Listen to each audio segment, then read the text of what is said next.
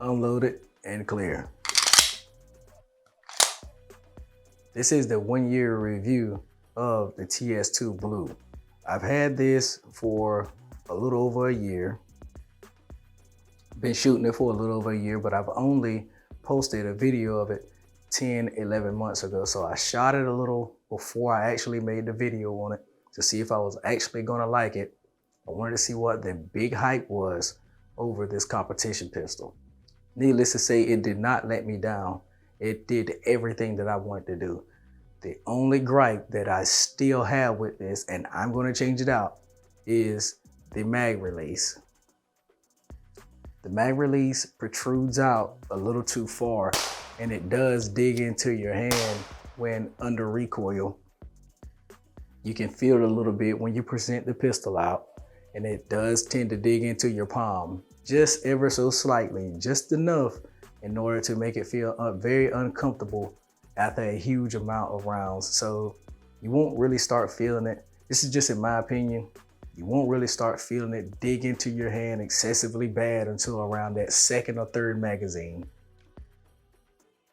Also, it just depends on how hot of a round that you're running through it. So the 115s, they're gonna definitely get you. I ran some 94 grain frangibles out of it. It had a little, just a tiny bit more of recoil. Not much that you can tell because this is a heavy frame pistol, and it is the internal slide rail system on here. So it definitely does mitigate the recoil a whole lot better. It soaks it up. Plus it has a rubber buffer system inside, which also dampens the recoil. Let's see if we can get that out for you real quick.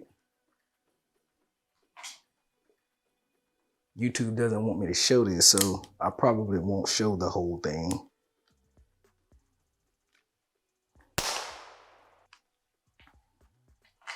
And it is a little tough because the tolerances on this, they are very tight, but it doesn't hurt the performance of the pistol.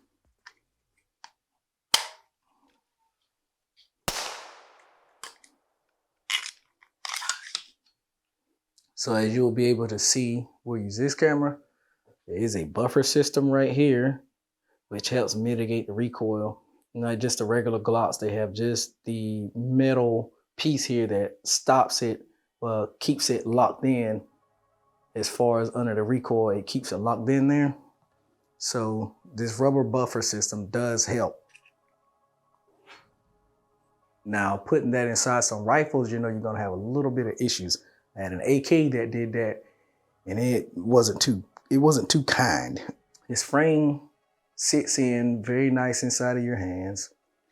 It's not, I haven't cleaned the frame out, and I think I'm up to 650 odd rounds. As you can see, she's still pretty dirty. You can see the dirt and grime on her. A lot of people say that you're supposed to keep them clean all the time. I've been oiling. I cleaned it up twice since I've had it, but I've been just oiling it. And it's been running very well. Out of the 600 plus rounds, I haven't had not one stoppage out of it.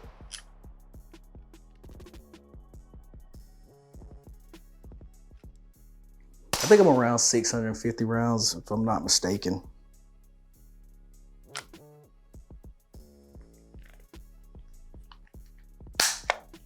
But it is still very smooth. Depending on how much you shoot it and what kind of recoil springs that you put in, you could probably lighten it up, but then you're gonna mess with the reliability of it. It's just depending on what you do with it and how you perform with it. But this is a most definite competition ready pistol. In my hands, it made me look like a higher tiered shooter. These kind of guns, they will make you look like a shooter that you're not. So you have to be very careful on that.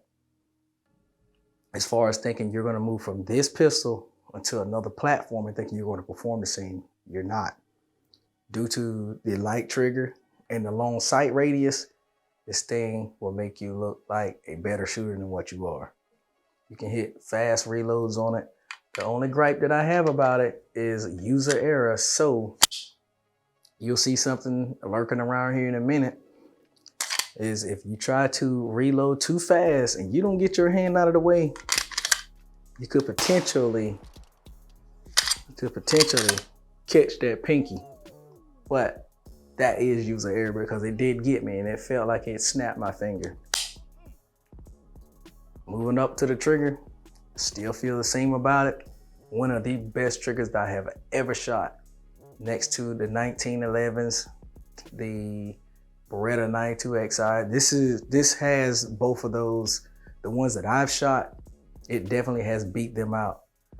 The only one that comes close to it is the Shadow 2, the Shadow 2 Compact and the Shadow 2 Orange. Those are the only ones that come anywhere near close to this pistol. Oh, and the CZ 75 TAC SPO1. Those are the only pistol triggers I've ever seen that came close to this, but they're still not on the same level, I would guess. Due to this thing being so light, you will definitely get double taps out of it. And if you hold it just right, you wiggle it just right, you'll see some very fast follow-up shots out of it. The grips are still some of the best on the market, coming straight stock. What else came close to this? 1911s and the CZs have been the only metal grip, aluminum grips that I've seen that come close to this. This is running the 25 lines per inch checkering on it. And it sits very well into your hand. It locks in. It feels like crazy glue in your hands. With this extended beaver tail, it really locks in deep. You can get a very good high purchase. Crank down on it, and this pistol will not move on you. The fiber optic sights, man, you can pick targets up. You can shoot this thing out to extended distances. I have shot it out to 200 yards. You want to see the full breakdown on this video, but I'll link it right here. This will be the first review from it. And no, this thing does not come with this coloring on it. I did the coloring fill on it myself. There's different ways of doing that, but I opted out to use fingernail polish and clear coat. Credit card to swipe it off, clean it up, and then use non-isotone fingernail polish remover to clean up the excess on it, and then oil it back down to protect my finish on it. Even with holster wear, I am running a Black Scorpion Group holster, as I'll show you right here. So I'm running a BSG holster. So this is the Black Scorpion Group, and in and out of the holster, I haven't seen any wear onto the finish of this pistol. It has definitely held up. I have put this thing in and out of the holster on an excess of maybe 300 or 400 times and nothing, because I do a lot of draw and one-shot drills to get my presentation down. So that's one thing you want to do when you're coming into the competition world. You definitely want to do drills as far as holstering and first shot and then follow-up shots out of it. And when I got this pistol, I brought a Core Essentials belt. It has been holding up. I have been EDCing this every single day for the past year. I've been working with it, and it's the only thing that I see that's remotely rubbing is the little gray retention piece here. I don't know what that's actually for. I need to look and see what it's for, but that's the only thing that's given out of it. And that's because it's rubbing on the inside of my pants, which is some kind of felt. It's some kind of felt. It is elastic. It may be to hold the belt, I would assume. I'm not too sure, but everything is still holding up on this belt. It is top notch. They do run about $100 depending on where you get them from, but they work very well. Core Essentials made a very good product here. So you can EDC this belt and use it as a competition. You can probably get the outside strap to go to it. I forgot the name of it. Not going to keep hitting on it. But she has been going in and out of the holster very well. Haven't had any problems at all with that belt. And something else that I did not hit on the initial review is I did not really discuss the guide rod on here. You do have a metal guide rod, which that is a huge upgrade when it comes to high-end pistols, custom pistols. You know, you guys are running the Glocks and the polymer frame guns. They usually don't have a metal guide rod, so that's one thing that you can absolutely capitalize on as far as the reliability and the functionality of the pistol. You won't have too many problems out of it. Now let's go back to the trigger before we end this off. This trigger does have a set screw. As I stated in the initial video before, make sure you lock tight that screw. That way you don't have any problems out of it. I did see a guy, he ran it and he was in the middle of his match. He was wondering why the pistol kept malfunctioning. The trigger was not resetting due to that screw falling out. I think CZ sent him one and he was good to go on it. So just make sure you be careful as far as that. Make sure you lock tight that screw down, especially you're going to be running this thing very hard. I do need to get some firing pin retentioners. I think that's the name of it. If not, you guys can correct me in the comments. But with these hammer fire CZs, there is a pin in the back here.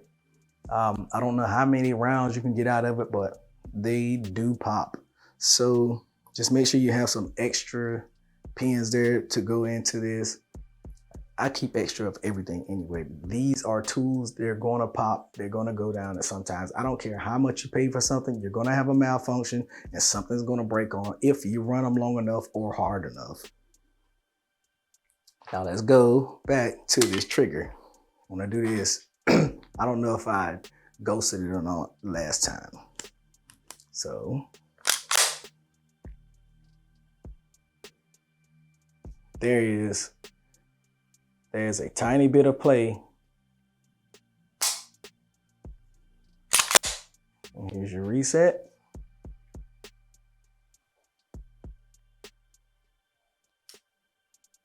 Tiny bit of play. Break. I don't like dry firing guns, but I do dry fire my own because I know these are mine, but anyone else's, I don't dry fire any hammer fire guns without a snap cap in them. I don't have a snap cap right now, not looking for it. It is what it is. Now with all that out of the way, guys, I'll see you in the next video, but don't forget to hit that like, share, and subscribe. It lets me know that you guys want to keep coming back and continuing to watch the videos. These are not cheap. Everything is coming out of my pocket with the exception of a few supporters of the channel. I do have a few local guys. One huge supporter, he loans me firearms, buys ammo, and has given some money to the channel as well too. So appreciate you guys coming back, watching, sticking around to the end. Let me know what you like, dislike. Give me some constructive criticism and feedback in the comment section so I know what to do to change and implement and bring the channel up to some better standards. See y'all fellas in the next one.